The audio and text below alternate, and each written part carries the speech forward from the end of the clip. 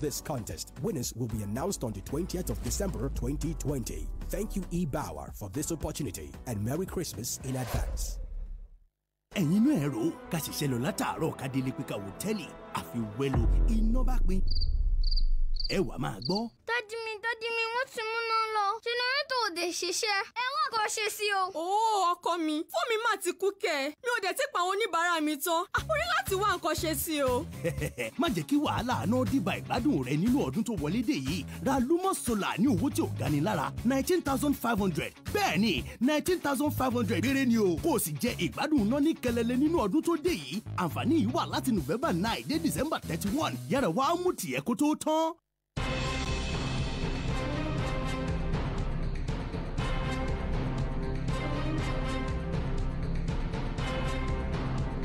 Thank you for staying with us. Freshly pressed on Fresh 107.9 FM Abeokuta. Let's get straight to some of these headlines this morning. Boko Haram insurgency, retired generals, Northern Elders Forum, others warn against hiring mercenaries is on the Punch this morning. It comes with a number of riders this morning, but some retired generals and socio-political organizations on Wednesday faulted the call for hiring of mercenaries to fight Boko Haram insurgents in the northeast. An ex-chief of defense staff, Lieutenant General Joshua Dogoyaro, retired. A former general officer commanding 1 division, Major General Biodun Role, retired. And Corps Commander Amotekun Corps in Osun State, Brigadier General Bashir Adewinbi, retired. In separate interviews with the Punch, said Nigerians were capable of defending themselves.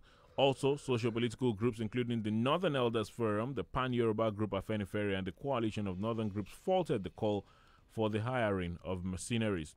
Recall that following the killing of 43 farmers at Kwashebe village in Borno on Saturday, the state governor Babagana Zulum appealed to the federal government to hire mercenaries to fight the insurgents. Zulum has received the support of his counterparts, that's the Northeast governors and the Senate. But retired generals who spoke to the Punch on Wednesday cautioned against the return of mercenaries. Role, in an interview with one of Punch correspondents in Ibadan, said Nigeria did not need to hire mercenaries against Boko Haram insurgents. He said what the military needed was the support of the citizens, including the media, to help in the asymmetrical war. He stated such wars were not easily won, saying some mercenaries hired at a point discovered that they were not familiar with the terrain and fled after they had lost some of their colleagues.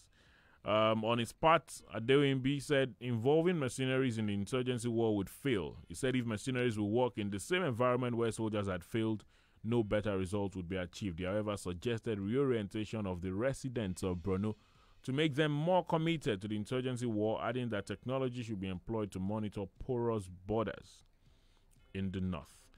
The Coalition of Northern Groups, Northern Elders Forum, Ohaneze Ndigbo, also faulted the call for the hiring of mercenaries. The CNG described the call as the most unreasonable, while the Northern Elders Forum said hiring mercenaries represents a fatal indictment on the capacity of our armed forces. Afenifere said the suggestion for the use of mercenaries to fight Boko Haram is a big shame on Nigeria.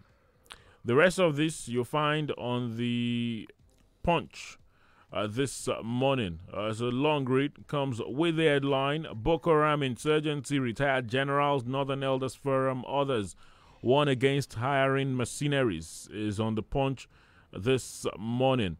Because the Premium Times, they have this one, Zabamari massacre, Northern Elders call for Buhari's resignation, is on the Premium Times this morning. The Northern Elders Forum has called on President Muhammadu Buhari to resign following what they described as the president's inability to protect Nigerians. The forum stated this on Wednesday in a statement by its Director of Publicity and Advocacy, Hakim Baba Ahmed. The forum's call, of course, coming after at least 43 farmers in the northeast were killed by Boko Haram terrorists. That was over the last weekend. The Northern Elders, while calling for the president's resignation, said life has no value under the president's administration.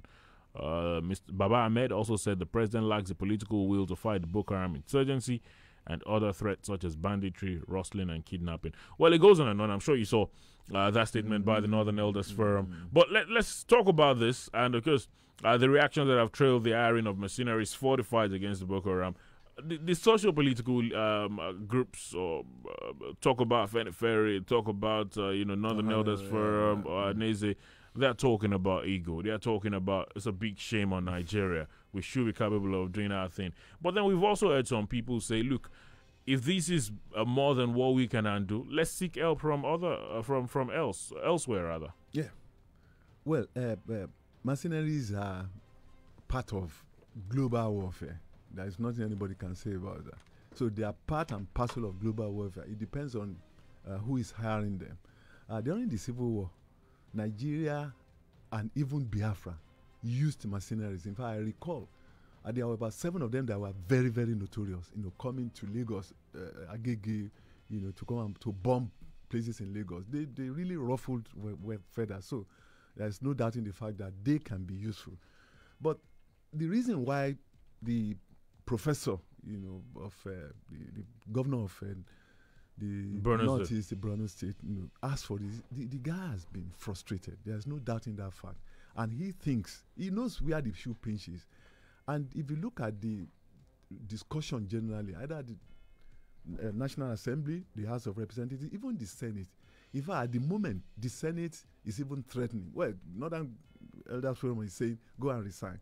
But the senators are saying, look, Chapter 2, Section 14.1 gives you the responsibility as the president of the country for over welfare and security, and you have failed woefully.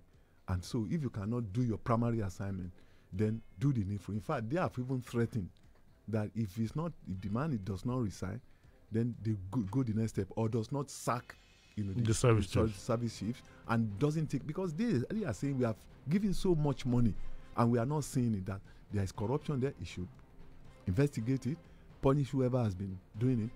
In fact, 3 of them actually come from Northeast. You talk of the defense minister, you talk of even Buratai, all of them. And why is this war being prolonged? But the question is, we are not fighting conventional war. We are fighting asymmetrical war, very unconventional war. And there is nowhere in the world where you fight unconventional war, asymmetrical war, and you win it easily. Let's just draw a parallel from America. America went to North Vietnam and failed woefully. And how did they do it? They were using booby traps, using underground drainage, tunnels.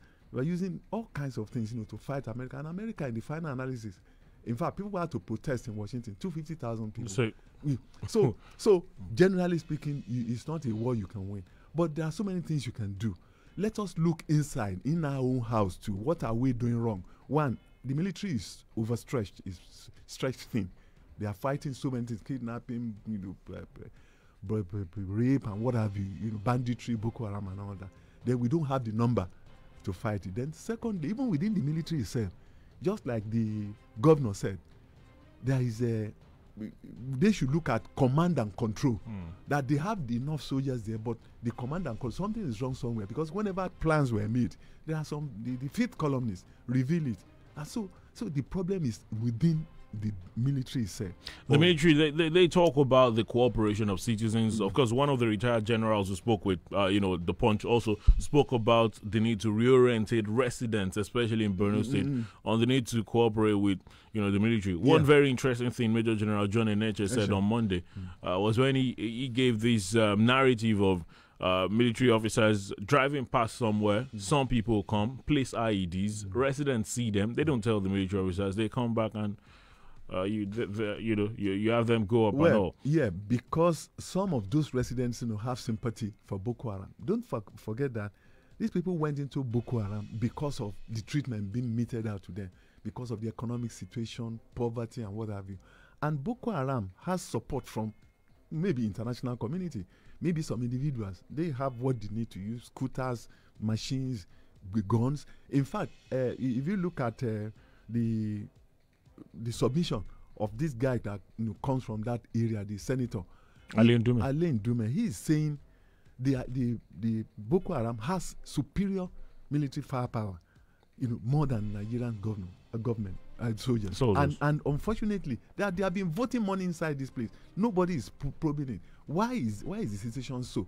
That's the reason why they are saying, please remove these people. But I bet you there's going to be a rough fight, because the PMB we may not change the security issues. And let's look at what the National Assembly will do, the leadership.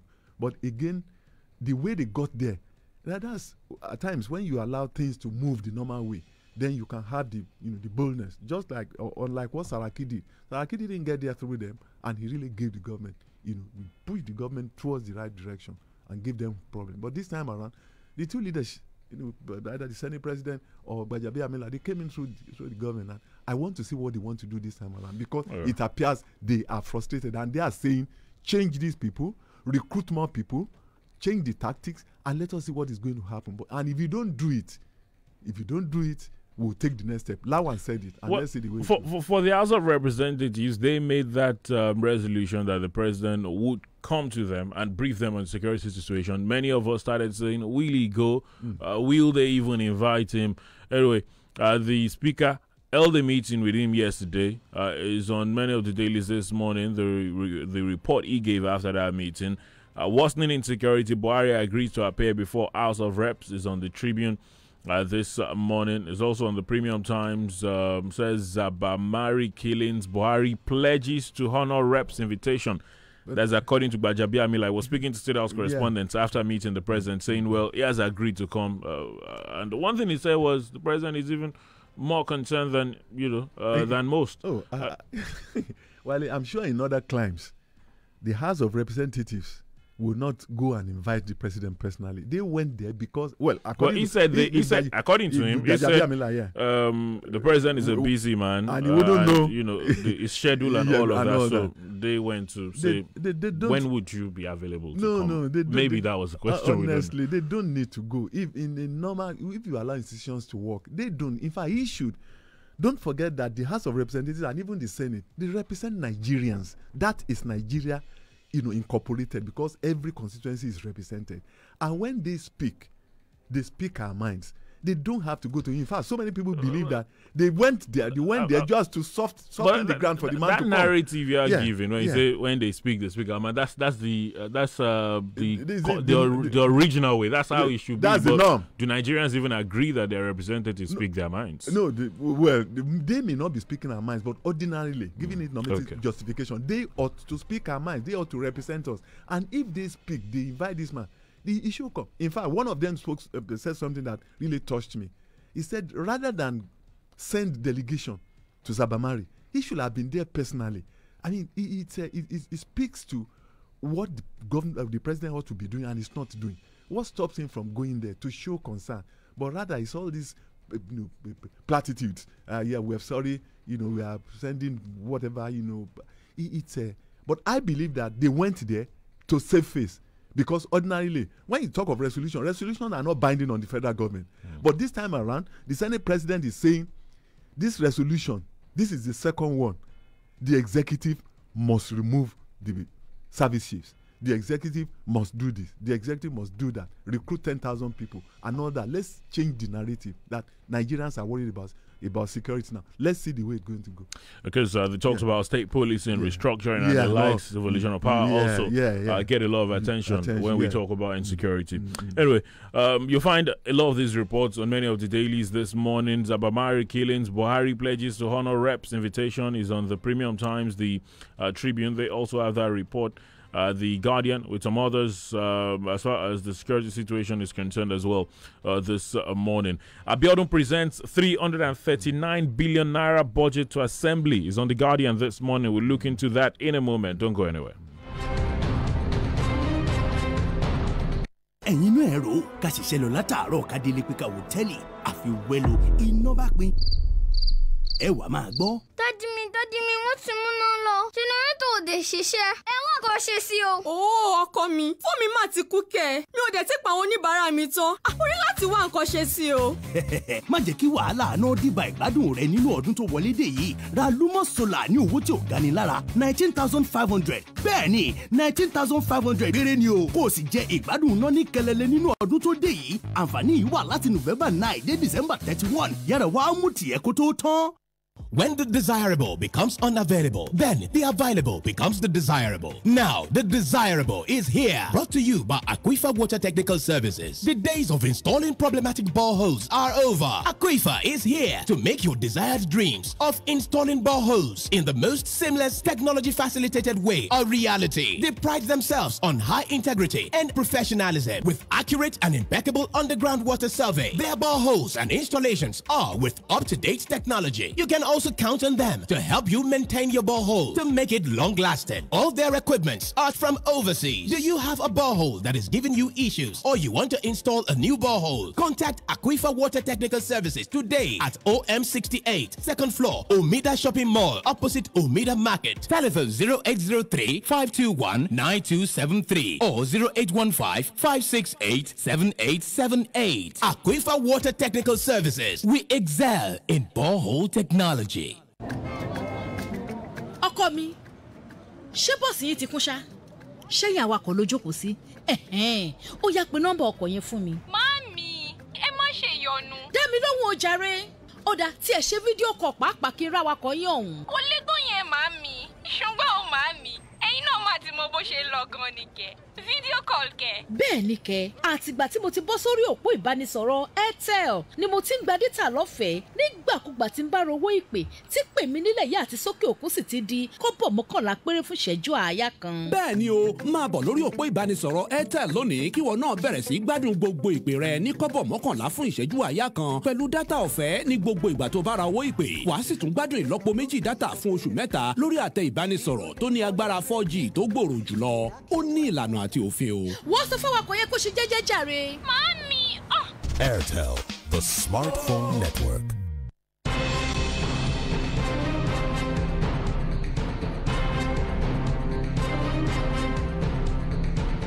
Thank you for staying with us. Freshly pressed on Fresh 107.9 FM, Abeokuta. Just before we went on that break, I did mention the headline on The Guardian. Abiodun presents 339 billion naira budget to Assembly. Ogun State Governor Dakwa Abiodun yesterday presented a budget proposal of 339 billion naira for the 2021 fiscal year to the State House of Assembly for consideration and approval. The governor, while presenting the proposed budget at the State House of Assembly complex in Okemos and Abeokuta, the state capital, said the budget represented 110.974 billion naira reduction from the 2020 budget of 449.974 billion naira. He stressed that the budget was meant to address the COVID-19 pandemic, NSAS protests, general feeling of disenchantment in the polity, socio-economic yearnings of the Ogun State people for good governance, as well as the stringent calls in all societal spheres for a more representative democracy that speaks to the issues of economic growth, consistent progress, and equitable quality of life. Because the budget, because every budget gets a name, the budget is tagged Budget of Recovery and Sustainability, and it would be financed with the monthly IGR and the federal allocation. Because recurrent expenditure 162 billion, that's 48%. Capital expenditure 177 billion, that's 52%. 61 billion is voted for infrastructure. That's according to what the government submitted yesterday. Because the government said that its administration, the capital expenditure focus for 2021 is still on finishing ongoing projects and commissioning new ones. You can find the rest of that is on The Guardian this morning. Abiodun presents 339 billion naira budget to Assembly. That's on The Guardian this morning. It's the second budget for this administration. Well, I went through it. It's something that is remarkable in the sense that he's presenting it in December. Hopefully, the State Assembly will approve it, approve the budget, and he will sign it, into law. Because they must run from January, to December. Because that has been the problem of the federal government. More often than not, budgets are not passed until April, June, and it affects. So the percentage, that is implemented, no more than at times 40, at times 50%. They are about. Let's hope this will pull through. But one remarkable thing again is the fact that out of the budget, the 339 million budget, 119 billion is coming from internally generated revenue, whereas 59% is coming from the federal government. I think that is remarkable in the sense that the federal government is broke. If you are expecting anything more than that from them, But the question is, how many states of the federation can generate this much? If you take Lagos, you take Rivers, you take Delta, you take Ogun State. So it's a sore problem, and that's the reason why people have been talking about financial restructuring. One other thing that he has done that I appreciate is the fact that he's focusing on infrastructure. But again, I'm worried that only 35 billion is devoted to health sector, whereas we all know that COVID-19 pandemic, had exhibited the weakness of our health infrastructure. I would have expected something more than that, will go into it. I mean, if you look at what other countries are feeling, you look at Britain. Britain was excited yesterday to say we are going to be the first country that will start this, vaccine. And America believes, that between January, in fact, December, they will inoculate 20 million people. By January, another 30. Then by February, they're going to inoculate 50 million people, 100 on the whole, and that's the attention people are paying, to. So I would have expected that more will, be devoted to the health sector.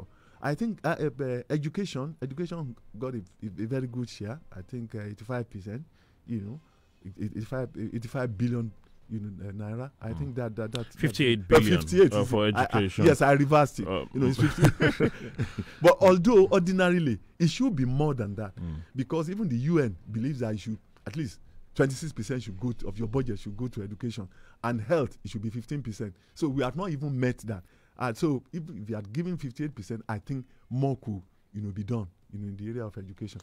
All right. But the whole, I think it's a good thing, more so when we want to concentrate on internally generated revenue, because we don't have, the federal doesn't have the money to share around. Because the big discussion after budget proposal usually comes many months later when you talk about budget performance, implementation and all of that. Release of funds, timeline and what have you.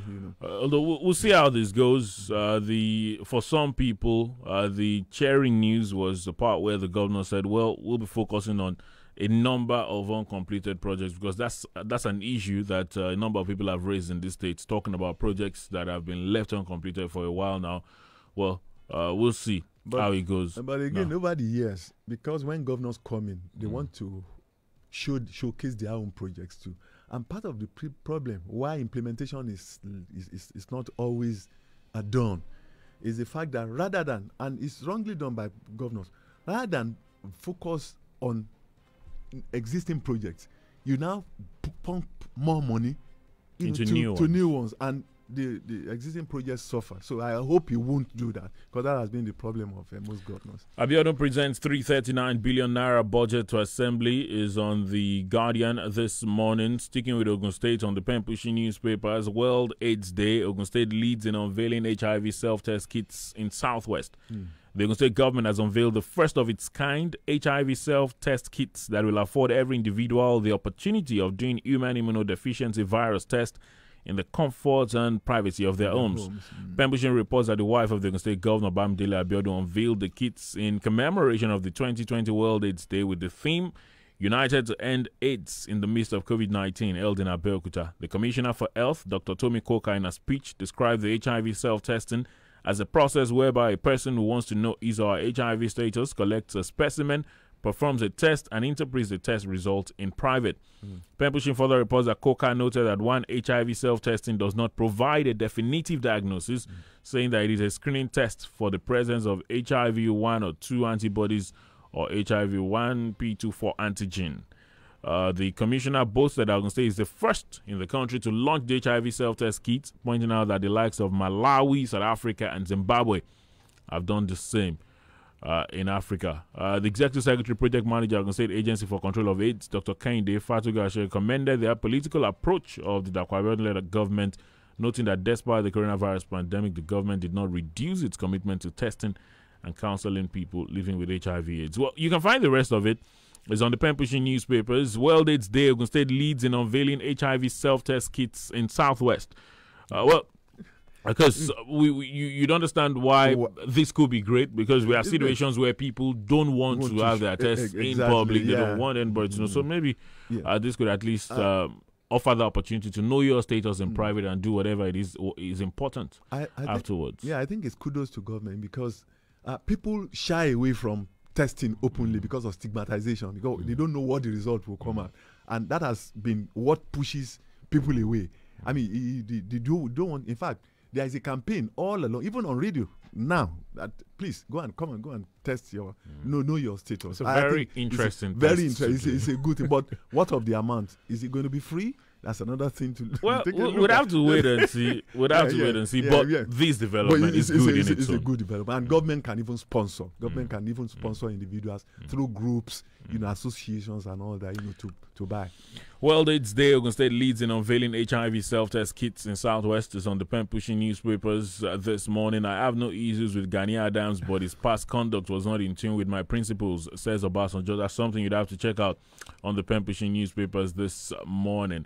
Strike. Federal government inaugurates renegotiation team with ASU, others on 2009 agreements, says varsities will soon reopen. Is on the Tribune this morning. The federal government on Wednesday inaugurated the reconstituted government team for the renegotiation of the 2009 agreements between federal government and the Academic Staff Union of Universities, as well as other university-based unions, as approved by President Muhammadu Buhari. The federal government team, which is categorized into substantive members, advisors, and observers, is led by Professor Emeritus Munzali M. Jibril. Minister of Education Adamu Adamu, who inaugurated the renegotiation team, expressed the commitment of the government in ensuring that the about 9-month strike by ASU is called off for academic activities to resume in public universities in the country. Renegotiation of the 2009 agreement has been one of the contending issues in the protracted strike by ASU, but the minister apologized for the delay in the reconstitution of the renegotiation team. Well, the team has now been constituted. We'll see when work will start. The rest of that you'll find on the Tribune this morning. Federal government inaugurates renegotiation team with ASU, others on 2009 agreement, says varsities will soon reopen. Is there to look out for? It's the issue concerning universities in this country is a big problem, because SANU yesterday NASU, okay, non-academic staff union had already threatened to go on strike. So there are different unions within the university system. There is SANU. In fact, SANU threatened last week that whatever government is doing, you cannot cannot favor ASU to our detriment. That you have they have the registry, they have the bursary, push the money to them, and they know whatever the individual is entitled to. So in other words, they have been contesting the superiority in quote of ASU, and that's where I think the problem will. If you are finishing with one, another one will rise its head, and it becomes problematic. I think we need a holistic problem, because even this renegotiation you are talking about, I do not think ASU will take some of this renegotiation we are talking about. Why? 2009, you promised so many things. Because I recall Adamu at a point in time blamed past governments. Say, look, why did you sign an agreement that you cannot implement? Why do you cannot fulfill? Why do it? And so I think this attempt is to reduce whatever they make.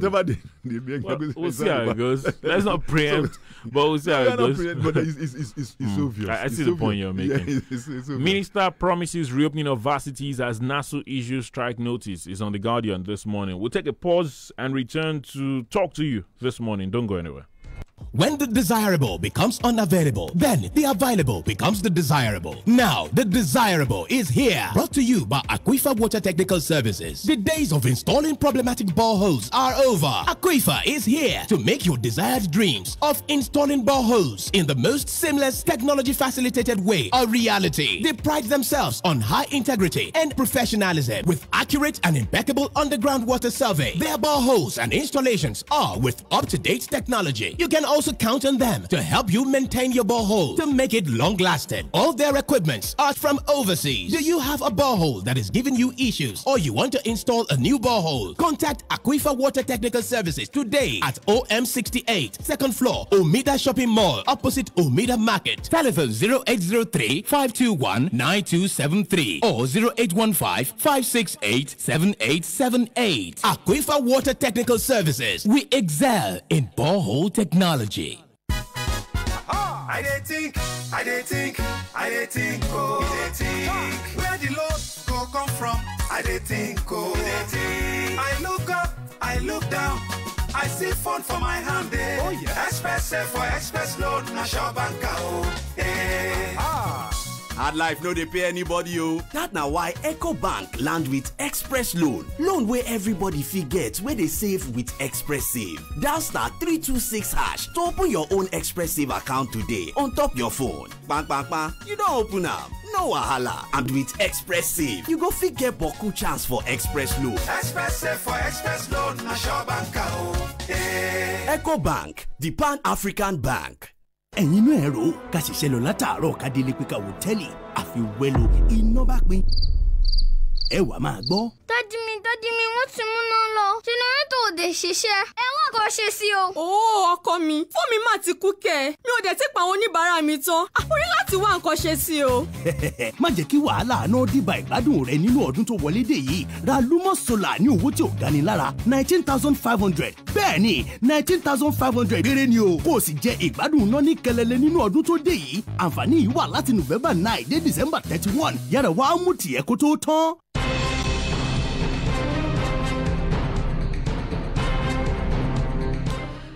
Just before we talk to you on the program this morning, in 1 minute, there's this report on The Guardian. Says National Assembly can't deliver new constitution, says Omar Agege, rules out merger of Senate, House of Reps. Deputy Senate President Ovio Agege has urged Nigerians not to engage in wishful thinking that the Ninth Assembly would deliver a new constitution, saying it lacks the mandate to do so. According to a statement by Special Advisor on Media and Publicity, Yomi Odunuga, Omagege made the comment when he hosted members of the Alliance of Nigeria Patriots, led by Ambassador Umunna Ojako in Abuja. The Deputy Senate President, who chairs the ad hoc committee on constitution review, explained that the National Assembly had no powers to replace the current constitution of the country, but could only amend it. He cited advanced democracies like the USA, which Nigeria's presidential system of government was fashioned, as well as Section 8 and 9 of the 99 Constitution, saying what is obtainable is a piecemeal alteration of the Constitution. He urged those calling for a brand new Constitution to channel their energy towards participating actively in the ongoing amendment by the National Assembly. The rest you'll find on The Guardian. Of course, we all knew that there was a slim chance that this assembly, there was a slim chance there was going to be a new constitution. There cannot be a new constitution, because if there has to be a new constitution, although why people are worried is because of the opening sentence that we the people didn't do it. However, it was done on our behalf. You can't have a new constitution because it means you have to go through plebiscite or referendum, and it's not in the constitution. They are the ones that can alter. Its alteration is talking about in section 8 and 9, and the man is correct. You can't have a new constitution. If you want a new constitution, it means we have to start from the entire beginning. Pick people from all over. 0815-432-1079, 0815-432-1079, 0818-111-1079, 0818-111-1079. Those are the numbers to call to be part of the program via Twitter at Fresh FM Abeokuta. Hello, good morning. Hello, good morning, Wale. Good morning to you. What's your name? Where are you calling from? Yes, good to have you join us. Good morning. God bless you. I'm grateful that you are there this morning. In replacement for brother and sister from Ibadan.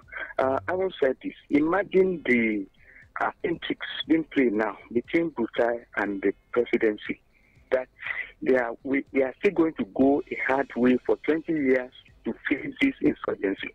So, definitely what we've been saying is true, that these people have some kind of conspiracy theories that they wanted to probably bring.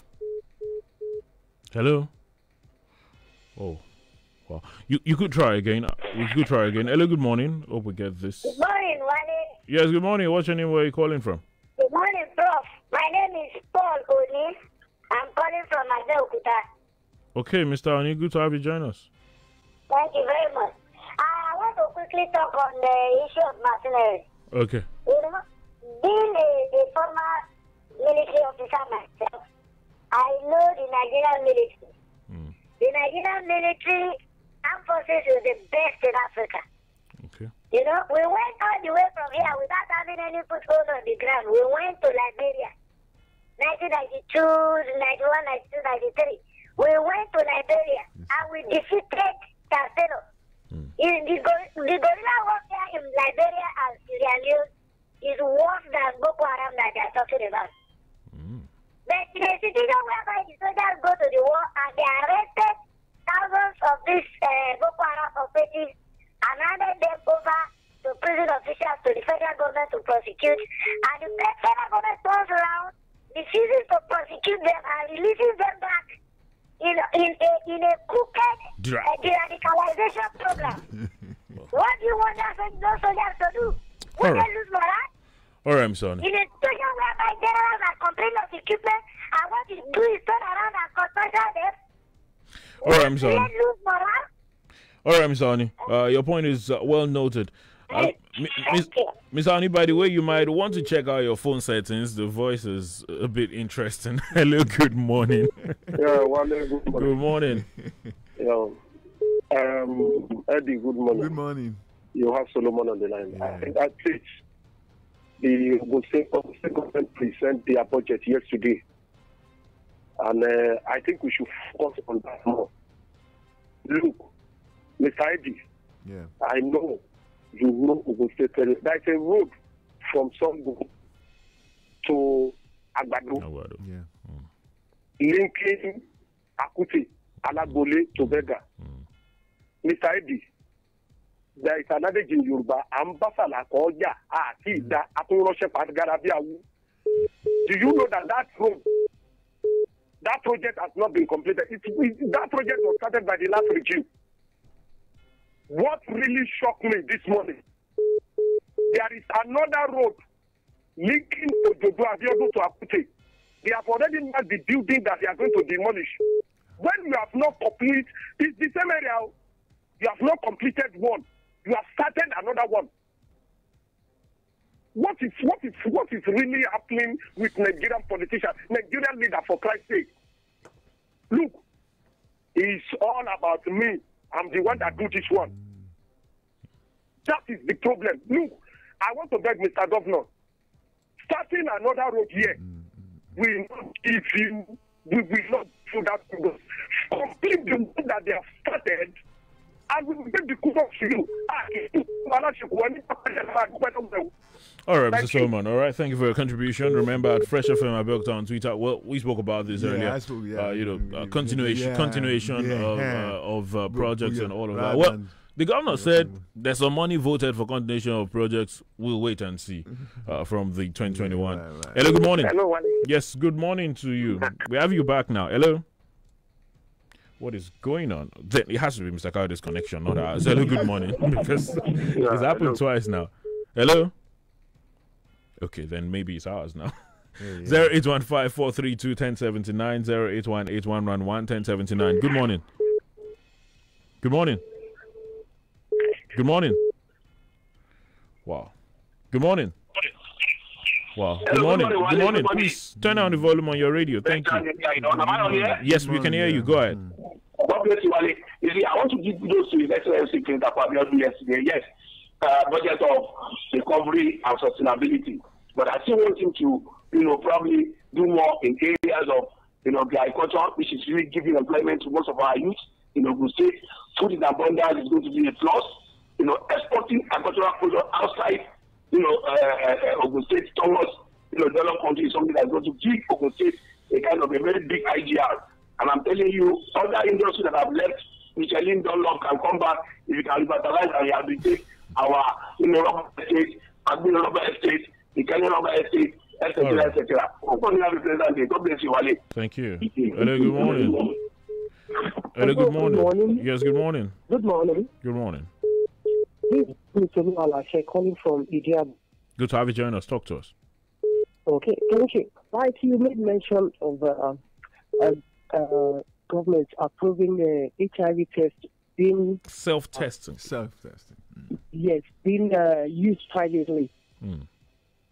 to me, I don't think, to my own opinion, I'm sorry to say, I don't think it's really a good thing in the sense that, in our Nigerian thing, once they do the test without proper counseling. Some people, they might do they might start thinking of ending their lives or whatsoever. I don't know how I'm going to put it, but I feel it's not right. Yeah. Anybody that wants to do any test, they have to go to the hospital. They meet the right people. They counsel them. You understand?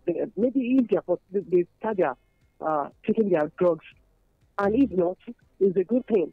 But by saying that they can do something in a private home, I don't think it's a good thing. All right. Thank you very much, Madam Tulalasha. Yes, thank you very much. But, very interesting point raised. But, just like the conventional test, if you go for a conventional HIV test, I've done it before, you get counseling before the test. Yeah, right. And after you do the tests, whatever it turns out to be, I know people that turn out positive get counseled. I don't know. I've never turned out positive, so I don't know what happens afterwards.